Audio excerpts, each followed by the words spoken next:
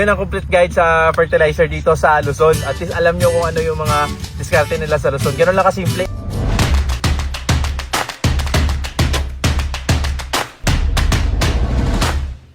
Yan, kaway-kaway mga totoong makinday. Mapagpalang araw sa ating lahat. At andito tayo ngayon sa farm ni Sir Julius Ganao. Kasama ko si Sir Willie. Kaway-kaway na Sir Willie. Yan, sa makikita nyo po sa likod namin, ito po yung tanim nila na Diamante Max F1 na kamatis. At sobrang hitik sa bunga kahit pang 11th harvest na po ngayon. Sobrang dami pa rin ang bunga, no?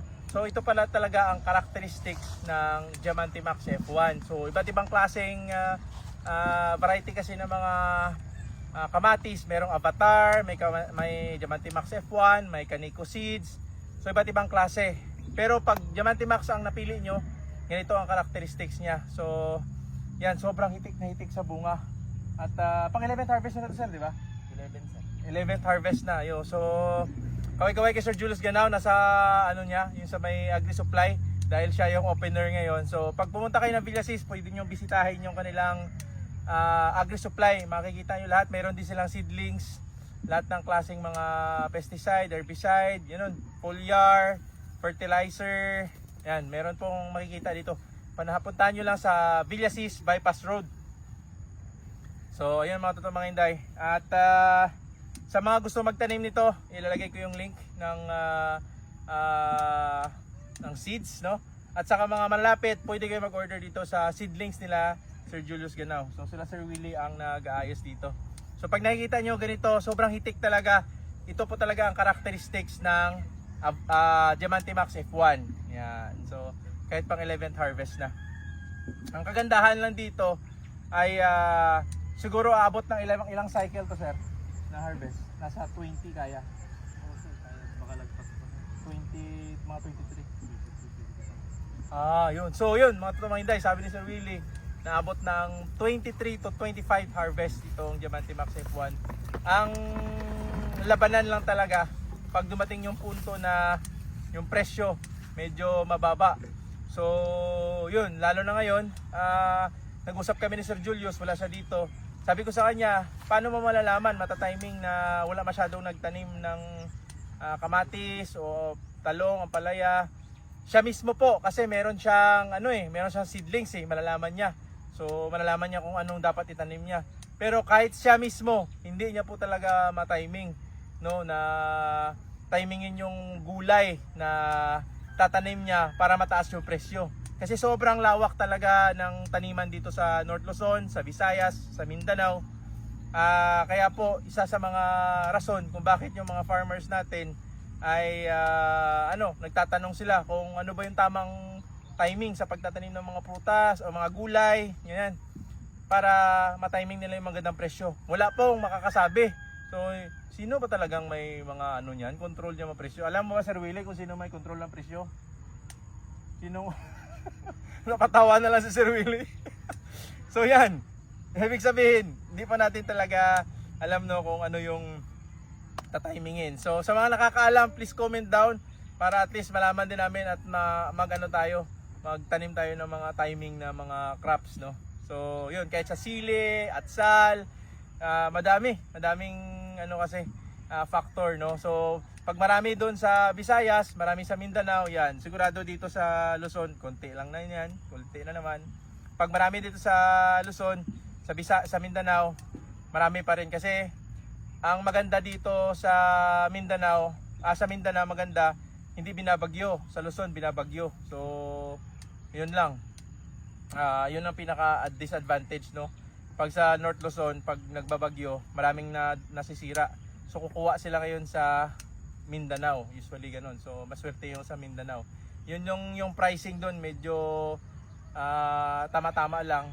Hindi parehas dito kasi sobrang daming population dito. Ito talaga yung market nila na madami, no, sa punta sa Luzon. So yun, yung mga distribution. At kagandahan dito, hindi na sila nagwo-worry sa mga problema, sa mga sakit na nag-encounter nila kasi basic lang sa kanila ang problema, yung mga problem, sir. Tama, sir? Tanungin natin si Sir Willie. Samahan nyo ako. Tanungin natin siya kung ano yung mga diskarte nila dito. Paano maparami yung ganitong klaseng bunga. Ayan. Ayos. Yes, so yung mga totoong mga kasama na si Sir Willie. Kaway tayo dyan. Sir Willie, pagtapos yung mag-usap tayo about dun sa basal, gaano karami yung basal na nilalagay nyo sa bawat, dito, sa plat nyo? Mga kada puno sir, 5 grams na abubog yung Yara. Oo. Yara complete at saka triple 14. Oo. Mga 5 grams. Halimbawa, hindi, pag-start nyo before kayo mag-start ng tanim, nagbabasal muna kayo. Oo sir. Ano yung nilalagay nyo sa lupa? Chicken dung, meron ba chicken dung? Sir, Guano Plus. Guano Plus. Oo, sir. Tapos yung triple 14. triple 14. Oo sir, yun lang. Yun lang muna. Guano Plus tsaka triple 14. Oo sir. So ilagay sa lupa. Tapos pag nagtanim kayo, gaano kalawak, gaano ka distansya? Yung distansya ng bawat puno ng kamatis. Mga 50 sir, 50 cm yung agwat ng bawat puno. 50 cm, gaano ka yun sa sa kamay? Oo sir. Ganyan mga 18, Oo sir. ganyan 18 inches. Oo sir. 18 inches mga tumainday. Tapos pag galing sa seedlings nyo, dahil may seedlings po sila dito sa bypass road, puntahan nyo dito pag magbili kayo. Galing doon sa seedlings, ilang days bago siya sa seedlings tapos i-transplant siya dito? Mga concert 25 days lang sir. 25 days siya sa seedlings na facility. Transplant na natin. Transplant na dito. So after dito, sir, pag na-transplant na, ilang araw siya bago abunuhan? Mga 7 days sir. So 1 week bago abunuhan. Anong unang abono nilalagay? Concert triple 14 na Yara Basa at saka complete. Triple 14 at saka Ididilig lang sir. drenching. Oo sir. Sa isang 200 liters, gaano karami yung nilalagay nyo? Gano ka 200 liters ilang kilo na Yara Yara Basa yun? Yara Basa sir. Yara Basa. Yara Basa, oo. Basa. Para yan sa yan siya yung niya? Nitrogen? Nitrogen sir. Ilang yun? Concert yung isang drum, Oo. 2 kilo, yung 3 yata sir. Oo. Dalawa sila. Dalawa. Oo sir. Ayun, so triple 14, 2 kilo, tsaka Yara Basa, 2 kilo. 2 kilo doon. I-mix din sa 200 liters mga totoong mga inday. Tapos i-drenching dito. Mga gano'ng karami nalalagay? Yung lata ng sardinas sir is sa puno. O isang lata ng sardinas. So mga 200 yun, 150. Oo sir. Mga gano'n, 150 ml to 200. So after nun sir, nagsispray na ba kayo? Hindi pa. Hindi pa sir, mga 3 beses kami mag-abono ng ganon sir, drenching. Tapos kwan na, sa puno na niya, yung puna. Ayun. So sa drenching, ilang beses yung interval, ilang araw yung interval? After 1 week, di ba nag-abono, Oo. nag-drenching, tapos ano sunod? Mga kahit 6 days to 5 days sir, ang kwan nila pagitan. Okay, so 6 days to 5, after 6 days, abono ulit ng the same lang. Oo sir, ganun din. Hanggang triple 14, tsaka Yara Basa, 2 kilos sa 200 liters. Oo sir. So every 6 days yun, so 3 beses yun mga totoong mga inday. So after nun, 6 days, nasa 20 days na, 20 days old na. Oo sir. Tama no? So 20 days old na after nun, anong susunod na abono? Anong nilalagay? Yung nilalagay na lang namin sa, ganun din sir. Pag namulaklak na, yung Yara Winner sir. Yara Winner Oo, para sa bunga niya. sa bunga. Oo. Okay. So pag nag-start na yon, drenching pa rin. Hindi na sir. Ano Ito na? na buo na, nilalaglag na lang namin sa puno niya. Sa puno niya. Oo. So gaano karami nilalagay Sir Willie? Ganun din sir, mga 5 grams. 5 grams. So yun, 5 grams lang. So ika-fourth na abono, fertilizer, 5 grams ng Yara Winner. Ano pang mix ng Yara Winner? Kahit yun lang sir, Yara Winner at saka urea. Yara Winner tsaka urea, tuloy lang yun. Oo, sir. So 5 grams lang yun, i-mix mo na isang sako, ganon. Oo sir. Mix yun, yung isang Yara Winner tsaka isang urea, Oo sir. swire. Swipe. Tapos 5 grams lang kada puno. Oo sir. Paano yung tamang pag-abono sa gano'ng kalayo yung distansya? Kahit isang dangkal bago puno niya sir. Yan, so isang dangkal bago puno So after nun sir, after nung first na granulars, anong sunod na fertilizer?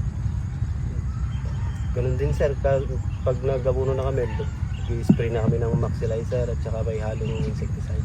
Yung sa abono muna tayo. After nung yung fourth na abono, anong susunod na abono? Ilang araw? Kahit 5 days sir. 5 days pa abono ulit? Oo. Anong iabono? Ganun din sir. Same lang din. Tapos after 5 days, edi na yun. 1 month and a half na. And 10 days, tama? Oo, sir. Mga ganun. So, ikalimang abono na yun, sir. Yung Oo, sir. next, Panglima. tapos next. Kahit ganun din sir, tuloy-tuloy lang yun pagka Hanggang sa every 1 week na yun. Every 1 week. Oo, sir. Okay. So, ilang abono yun pag ano, sir, pag bago makapag-harvest? Ano bang change natin na fertilizer pagka may bunga na? May changing ba? Pero sir, yun sir yung Yara Winner. Yara Winner, tapos Urea. urea. Hanggang harvest na pala yun, tuloy-tuloy na. Oo, sir. Every week na yung mga totoo mga Inday. So pag nag-start na siya kasi bulaklak, Yara Winner, tsaka urea, yun na yung nilalagay. Oo, sir. Hindi na kayo nagpuputas. Hindi na sir. Meron din sir, kaminsan. Minsan-minsan lang. Oo. So paano saan nyo nilalagay yun? Yung putas? Parang ganun din sa abono sir. Ganun din sa buno. Oo, sir. Sinasabay na namin. Sinasabay nyo na. Pero ilang beses kayo naglalagay ng ganun? 2 beses pa lang yata sir, nung may bunga na. May bunga na. Yun, pag nag-start kayo, may bunga na sila, mga totoong mga Inday, pwede nyo nang haluan ng potash. Oo, sir. So every week yung interval hanggang sa matuloy na to ma-harvest lahat-lahat. So yun lang, kasimple mag-fertilization. So yun lang ang basic na fertilization. Salamat Sir Willie. May iba pa kayong nilalagay after nito? Wala na? Wala na sir. So ano yun, hindi na kayo, halimbawa sir, pag tagtuyot, anong ginagawa nyo? Drenching kayo? Oo sir, drenching, may patubig tayo dyan sir. Ano yun? Patubig lahat na dito? Yung ganyan? Oo sir. Pinapatubigan nyo? Oo sir, lahat. Lahat? Oo sir. Oh, so yun mga totoo mga Inday. Pag naglagay ng abono na granulars, patubigan na ninyo lahat. Oo sir. Tinatabunan pa nyo ng lupa, hindi na? Hindi na sir, dyan lang. Sa gilid lang. Tapos yun, hanggang dito mabasa talaga lahat dito. Oo sir. Ayun. So yun mga totoo mga Inday. Anong ginagamit nyo na nag-herbicide ba kayo? Hindi na. Hindi na sir. Yun. So mga totoo mga Inday, hindi sila nagagamit ng herbicide. Bakit? Kasi sir, matatamaan yung kamatis natin pag Ayun. may herbicide. Yun. So, tama yun mga totoo mga Inday, no? So yung iba kasi may herbicide sila. Yung dito sa kanila, hindi sila nag-herbicide. Dagdag gastos ba yun mga ganun? Oo sir. Ayun, so yung mga totoo mga Inday, yun ang complete guide sa fertilizer dito sa Luzon. At least alam nyo kung ano yung mga diskarte nila sa Luzon. Ganun lang kasimple, every week may abono sila at nag-change sila pag may bunga na. Tsaka tuloy-tuloy na yung stable na. Pag pagtuyot, ang ginagawa, pinapatubigan to lahat. Kasi ang maganda dito sa kanila, may water pump. So kapag tag-ulan, okay lang yung granulars, hindi na inabunuhan. No. Hindi na ginatutubigan. So, yun mga totoong mga Inday. Ayos lang Sir Willie. Thank you Sir Willie. Thank you, sir. Galing